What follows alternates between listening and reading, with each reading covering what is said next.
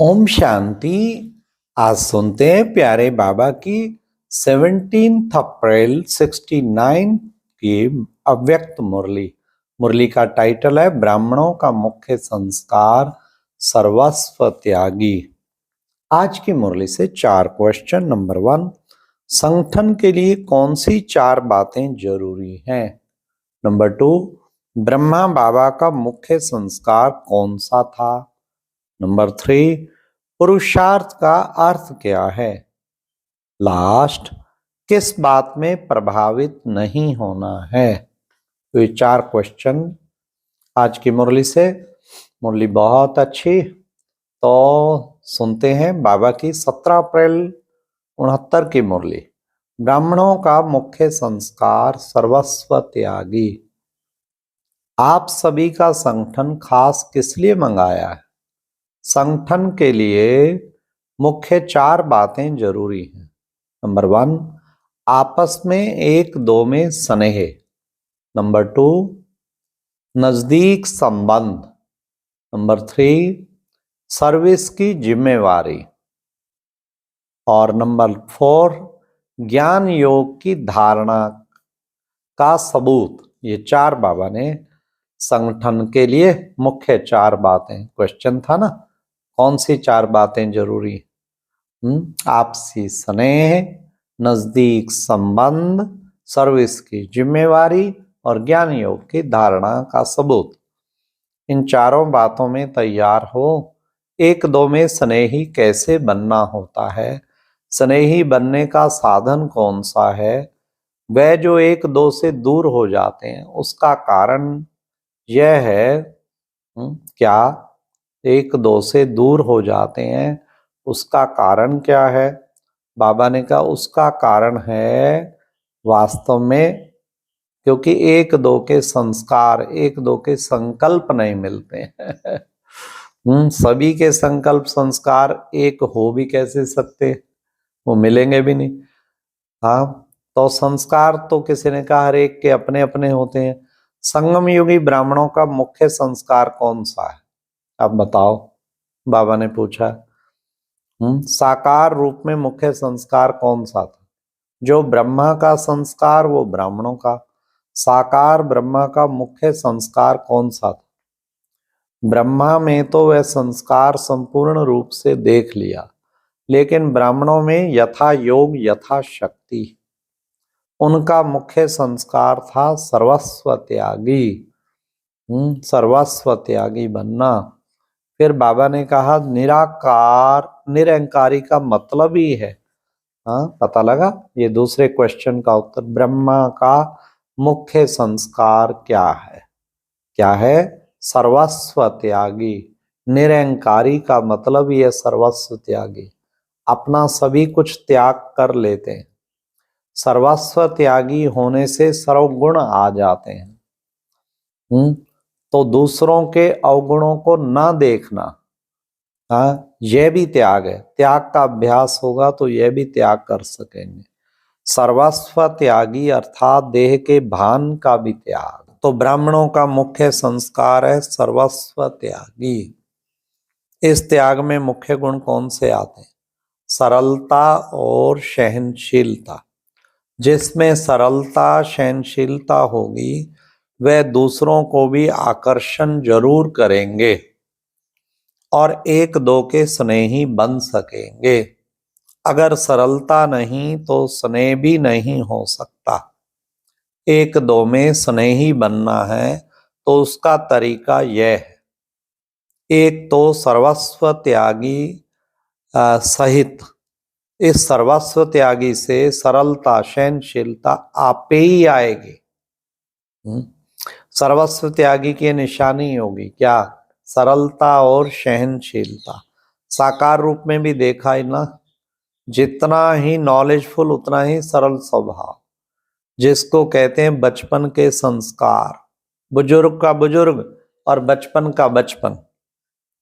आप सभी की चलन ऐसी हो जो आपकी चलन से बाप और दादा का चित्र देखने में आए। वाह, चित्र भी और चरित्र भी। बोलने से नहीं, चलन से चित्र देखने में आएगा। ऐसी चलन अभी है, आपकी चलन से बाप दादा का चित्र देखने में आता है। देखने में तो आता है लेकिन कभी कभी बाबा ने उत्तर दे दिया, जब उस स्थिति में रहकर सर्विस करते हो तब आपकी वाणी से, सूरत से समझते हैं कि इन्हों को ज्ञान देने वाला बहुत ऊंचा है कोई। कहते हैं ना, आपकी चलन से बाप दादा के चित्र देखते हैं। लेकिन कभी कभी आप भी कैमरा हो, आपके कैमरे में बाप दादा के चित्र छपे हुए हैं, वह कभी कभी दिखाते हो, क्यों? सदैव वही चित्र चलन से क्यों नहीं दिखाते हो? किसी ने कहा पुरुषार्थी हैं। यह पुरुषार्थ शब्द कहाँ तक चलना है? कितना समय अभी पुरुषार्थ करना है? क्या अंत तक ऐसे ही कहते रहेंगे कि हम पुरुषार्थी हैं? जैसे अब कह रहे हो ऐसे ही अंत तक कहेंगे क्या? पुरुषार्थ शब्द भी अब चेंज होना है। भले पुरुषार्थी तो अंत तक रहेंगे, लेकिन वह पुरुषार्थ ऐसा नहीं होगा जैसे अभी कहते हो। अब सुनिए तीसरा क्वेश्चन, पुरुषार्थ का अर्थ क्या है? पुरुषार्थ का अर्थ ही है जो एक बार गलती हो फिर दूसरे बारी ना हो, उसको पुरुषार्थ कहेंगे। तो ऐसा पुरुषार्थ है, पुरुषार्थ का जो अर्थ है उसमें प्रैक्टिकल में आना है। एक ही भूल बार बार हो तो उसको पुरुषार्थ कैसे कहेंगे? पुरुषार्थ का लक्ष्य जो होना चाहिए वह पुरुषार्थी बनने का भी पुरुषार्थ करना है। बाकी इस तरह का पुरुषार्थ शब्द भी निकल जाना चाहिए। फिर एक दो के स्नेही कैसे बनेंगे? कितने अच्छे अच्छे बाबा पॉइंट्स दे रहे हैं, टिप्स। सिर्फ पत्र व्यवहार करना, संगठन करना, इससे नहीं बनेंगे, यह तो स्थूल बात है।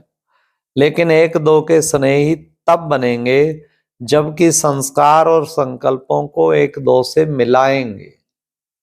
उसका तरीका भी बताया, सर्वस्व त्यागी। सर्वस्व त्यागी की निशानी क्या होगी? किसी ने कहा सरलता, सहनशीलता। यह बातें जब धारण करेंगे तब स्नेही बनेंगे। ठीक है। सरलता लाने के लिए सिर्फ एक बात जरूर वर्तमान समय ध्यान में रखनी है। वर्तमान समय देखा जाता है, आजकल की स्थिति जो है वह कुछ स्तुति के आधार पर है।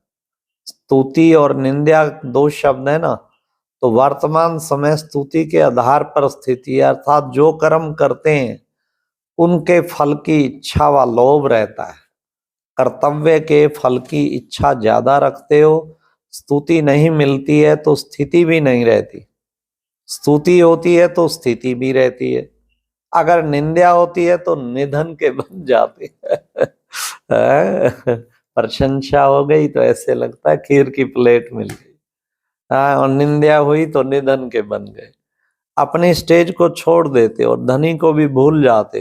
तो कभी नहीं सोचना कि हमारी स्तुति हो। स्तुति के आधार पर स्थिति नहीं रखना। स्तुति के आधार पर स्थिति रखी तो डगमग होते रहेंगे। समझा?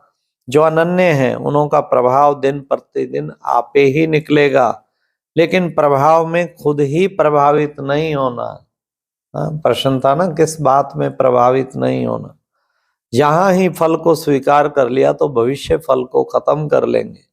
जितना गुप्त पुरुषार्थ उतना गुप्त मददगार, उतना ही गुप्त पद बन जाता है। जितना गुप्त पुरुषार्थ उतना गुप्त मददगार, उतना पद बन जाता। दूसरे भले कितने भी महिमा करें, लेकिन उनकी महिमा के प्रभाव में खुद प्रभावित नहीं होना। क्वेश्चन था ना, किस बात से प्रभावित नहीं होना? कोई कितनी महिमा करे, खुद प्रभावित नहीं होना।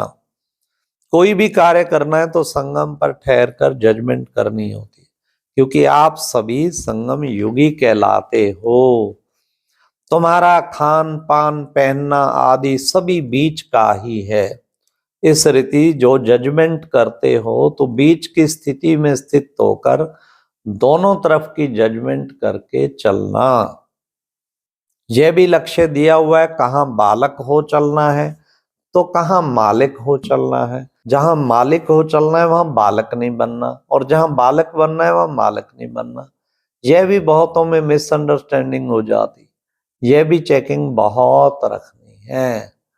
बालकपन भी पूरा तो मालिकपन भी पूरा रखना है, इसलिए कहा कि संगम पर ठहरना है। सिर्फ बालक भी नहीं बनना, सिर्फ मालिक भी नहीं बनना, दोनों गुण होने से सभी ठीक चला सकेंगे। बालकपन अर्थात निरसंकल्प, जो कोई भी आज्ञा मिले, डायरेक्शन मिले, उस पर चलना। और मालिकपन अर्थात अपनी राय देना, किस स्थान पर मालिक बनना है वह स्थान और बात देखनी है। सभी जगह मालिक नहीं बनना हर जगह अपनी राय, जगह जगह राय, बिना मांगे भी राय बहादुर ज्यादा नहीं बनना। जहां फर्ज बनता है वहां जरूर, हाँ, हर सभी जगह मालिक नहीं बनना। जहां मालिक बनना है वहां अगर मालिक बन जाएंगे तो फिर संस्कारों का टक्कर हो जाएगा। इसलिए आपस में एक दो के मददगार बनने के लिए दोनों ही बातें धारण करनी है, नहीं तो संस्कारों का टक्कर होगा। जहां बालक बनना चाहिए वहां मालिक बन जाते हैं, तो दो मालिक बनने से फिर संस्कारों का टक्कर हो जाता है। मालिक भी बनना है, बालक भी बनना है, राय दी मालिक बने, फिर जब फाइनल होता है तो बालक बन जाना चाहिए, फिर मालिक नहीं। किस समय बालक किस समय मालिक बनना है यह भी बुद्धि की जजमेंट चाहिए। किस समय कौन सा स्वरूप धारण करना है वह भी विचार करना है। बहुरूपी बनना है, सदैव एक रूपी नहीं। जैसा समय वैसा स्वरूप, उल्टे रूप से बहुरूपी नहीं बनना, सुलटे रूप से बनना है। अच्छा, बाप दादा का बच्चों को बहुत बहुत याद प्यार नमस्ते। तो आज की मुरली में खास जो बाबा ने ब्रह्मा बाप का संस्कार फॉलो करने के लिए कहा, सर्वस्व त्यागी। जीवन में ये एक लक्ष्य रखो, मुझे सर्वस्व त्यागी बनना है, सब कुछ इसमें आ जाए। हाँ, सबसे पहले इस देह भान का त्याग, देह भान ये बड़े ते बड़ा त्याग, ये त्याग करेंगे ना सारे त्याग आ जाएंगे। ये देह भान ही तो सारे विकारों की जड़ है। इसका कोई दिन रात त्याग दिया है, बाबा को दे दिया है, बाबा पे बलि चढ़ा दिया है। मेरा नहीं है, सेवार्थ बस यूज करता हूं। देह भान का त्याग, इस देह का त्याग, ये भगवान की है, इसके द्वारा सेवा करने के लिए मिली हुई है, मैं अलग हूं। तो सबसे पहले इसका त्याग करना, फिर और जो जो बातें बाबा ने कही, फिर मान शान का त्याग करना। कहीं त्याग करना पड़े करो, संगठन की एकता के लिए क्या फर्क पड़ता है। एक ने कहा दूसरे ने मानी, बाबा कहे दोनों ज्ञानी। तो फिर ये भी एक कोशिश करो। फिर और क्या है, इसी तरीके बाबा ने त्याग में कितने कई त्याग सोचते चलेंगे तो बहुत सारी त्याग की बातें। कहीं अपनी बात पे अड़े नहीं रहना। वहां बाबा ने कहा बालक भी बन जाओ, यहाँ पर भी त्याग करना पड़ता है ना, मैंपन का त्याग। फिर महिमा का आज बाबा ने मुरली में त्याग कहा, स्तुति। हाँ, कोई प्रशंसा करे, ये नहीं कि बड़े खिल जाओ ना, सोचो बाबा की हो रही है, मेरी नहीं हो रही है। ये किसने किया? बाबा ने।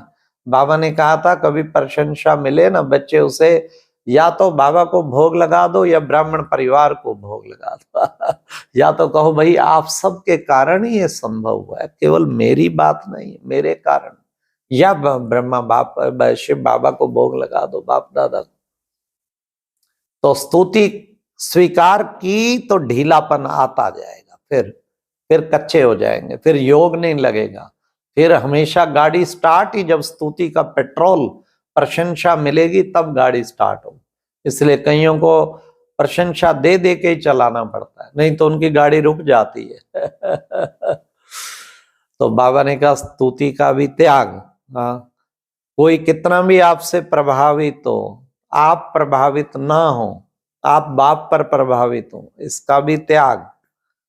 बाबा ने आज कहा सरलता और सहनशीलता, तो ये भी तो बहुत बड़ी चीज है ना, इसमें भी त्याग करना पड़ता है ना। मर मर मिट मिट झुक झुक, ये बाबा ने सिखाया ना, हमारी मम्मा बाबा ने ये सिखाया है, तो हमें पूरा कोशिश करनी चाहिए। सरल चित्त, ये बिल्कुल फेल ना हो, फ्लेक्सिबल। अभी अभी आपको कहें ऐसा, फिर कहें नहीं ऐसा नहीं, ऐसा फील ना हो। और सहनशीलता भी इतनी हो, सहनशील ही तो शहनशाह है। तो जितना सहन करेंगे शहनशाह बनते जाएंगे। अच्छा, ओम शांति। और विशेष ध्यान रखें, आप सबको कहा था पिछली बार जो शुरू हुई थी मुरलियां, कल भी एक बहन का फोन आया, 1070 मुरली चली 1969 से 2017।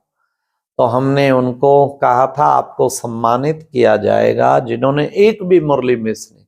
बहुतों के आए हमें समाचार, तो जो एक भी मुरली मिस नहीं की वो ज्ञान मानसरोवर में उनको निमंत्रण है 29 अक्टूबर को समर्पण समारोह में प्रातः 10 से 2 बजे तक। सुदेश दीदी जर्मनी लंदन से आ रही हैं, तो उनको खास करेंगे सम्मानित। तो आप अपने आने की सूचना सुरेंद्र भाई, जिनका फोन नंबर है 9813746798, 9813746798, इस पर आप देवें।